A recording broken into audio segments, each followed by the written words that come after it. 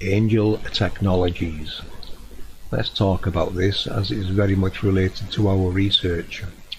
These sites have been reported around the world, visual spirals and moving projectiles in the heavens, which appear to just switch off and vanish. They usually try to say this is a rocket test. Some have correctly associated these with geopetro and hieroglyphs, the depictions everywhere around the world, no matter the country or culture, the exact same depictions. This is ancient knowledge. We were taught these things in days of old, the workings of the realm and how they work in relation to the heavens. They also feature heavily in the Nazca lines, which I have been decoding as blueprints to the underworld. Our research has been based upon these blueprint overlays, which can easily be linked to scriptures, the Book of Enoch, other sacred geometries, real-world data, earthquakes, volcanoes, and pretty much most of nature's processes.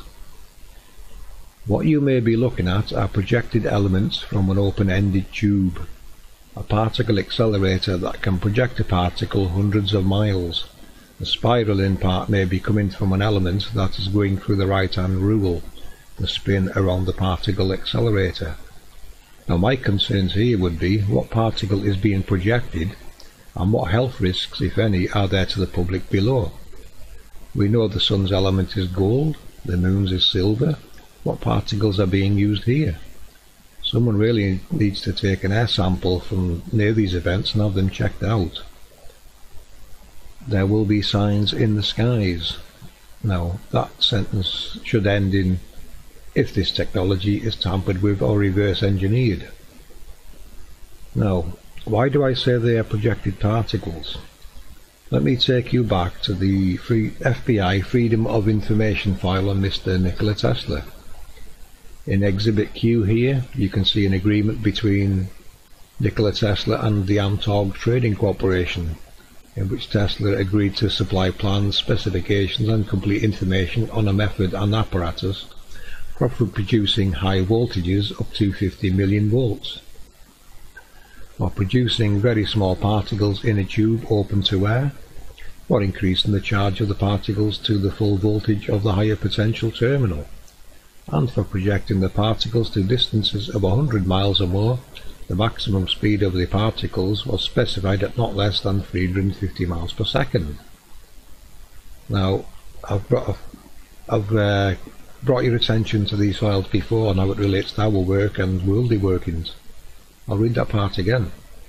For producing very small particles in a tube open to air, for increasing the charge of the particles to the full voltage of the high potential terminal, and for projecting the particles to distances of 100 miles or more, the maximum speed being no less than 350 miles per second.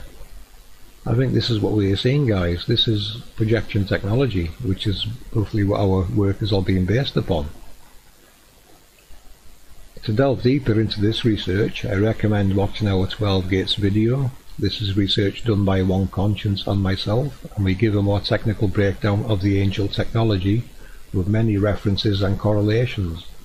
It also includes a voiceover by Santos Bonacci and references current particle acceleration work by Roger from Mud Fossil University. Other subjects include those halos in the sky that mainstream lie as sundogs, the Eye of Horus was decoded, volcanoes, lava and the sun's return path in the underworld. We will also be releasing a video soon entitled Wonderland. This is a more technical breakdown of how the Angel technology works. So stay tuned, people. This is FPV out.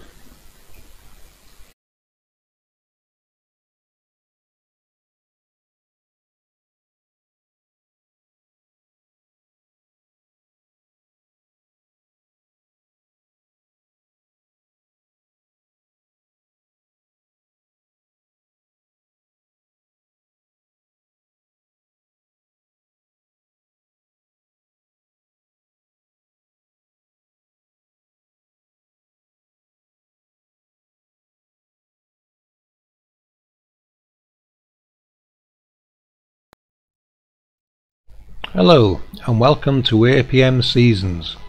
In this video I will be explaining how our seasons work with the sun and the gates. You will be seeing a lot of information on screen, so I'll use the screenshot to help break down what you are looking at. On the left, you can see the waveform tracker. This basically tracks the changes across the seasons. We will get into that in a few moments.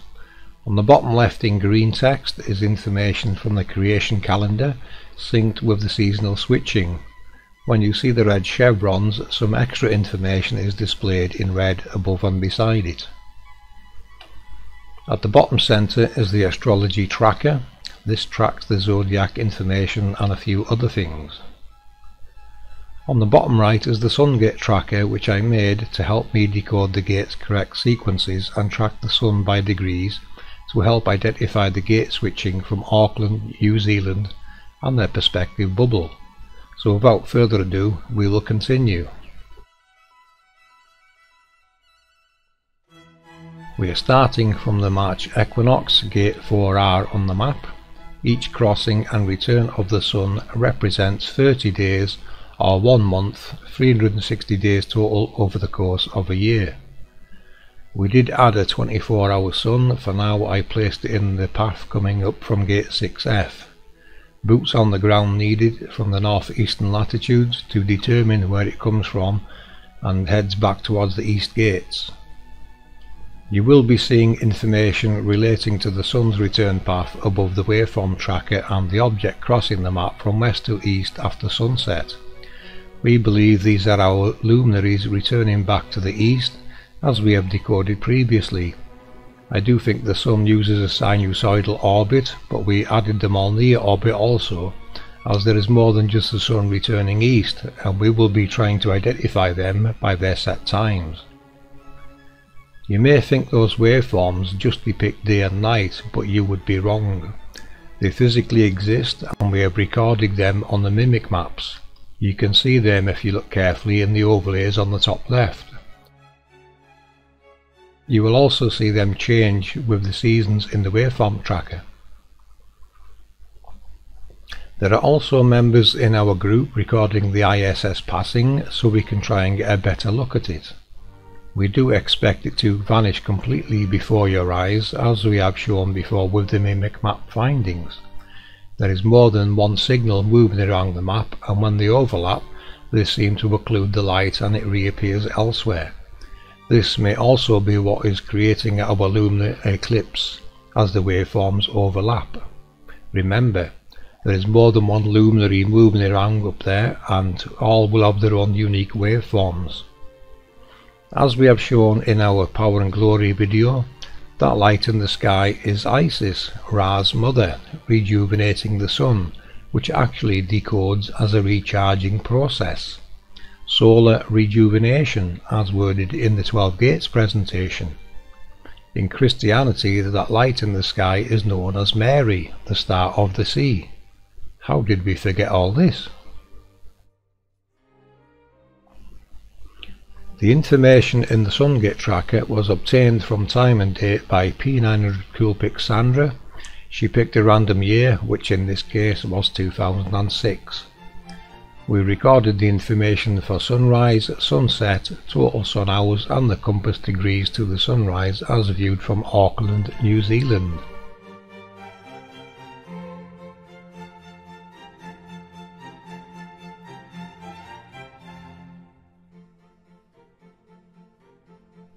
We chose the 25th of each month to make sure the gates had switched, and this helped show me where they would be seeing the sunrise from and help pinpoint the direction to match which gate was in use.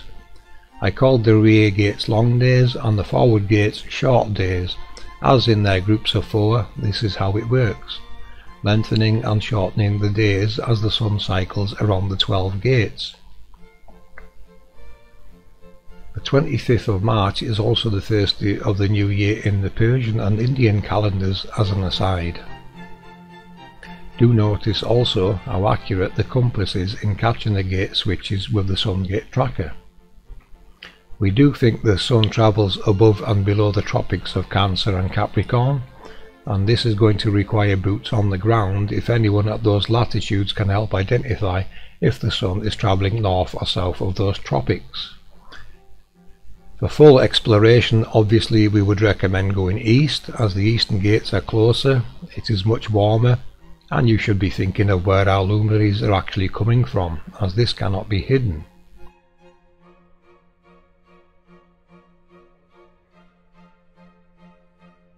The first thing I did notice with this is our zodiac is directly linked to the switching of the gates, as you can see in this animation. The gemstones connected to birth signs may actually be created by our sun as it passes over the locales where these gems are found. More work needed there, but as we have shown in a previous video, our star halos are responsible for depositing elements. We see the dispersal as shooting stars and such, but more on that later. In the animation, the Sun is finishing its yearly cycle in February from gate 3F and will cross over to March for the new year in gate 4R. The creation calendar works perfectly and now has the gates in the correct sequence, which is 4R, 5R, 6R, 6F, 5F, 4F, 3R, 2R, 1R, 1F, 2F, 3F and back to gate 4R. A little bit more information on the long and short days. Due to the difference in distance between the gates at their front and rear in their groups of 4, these are what are responsible for people assuming the luminaries are travelling faster at certain times of the year. In reality, the Sun has just shorter or longer distances to travel west, depending if it is coming from a front gate or a rear gate. Obviously it will have a few thousand miles less to travel if coming from a front gate, and longer to travel from the rear gates in their 4 group sets. There is something else I have to show you. More surprises, isn't there always with this research? Gates 4R, 5R, 6R, 6F, 5F, 4F, 3R, 2R, 1R, 1F, 2F, 3F and 4R. If I were to stand at the equator facing east and take a photo on the 25th of each month, I would capture this image. This, ladies and gentlemen, is our Sun's true analemma orbit as dictated by our zodiac and the 12 gates. We are instantly reminded from various cultures, such as the Egyptians, that our luminaries are birthed from between the thighs of the goddess Nut. Do you see this, people? Isn't that amazing? Everything is being placed back into its original context and making more sense. I have added our zodiac signs over these locations. As far as we're concerned, everything still needs decoded and broken down into its correct context. Everything. I guess the question now is, who is going to be the first person to record our Sun's true analemma? Good luck, people, and I hope this presentation makes sense to you and helps with your own research.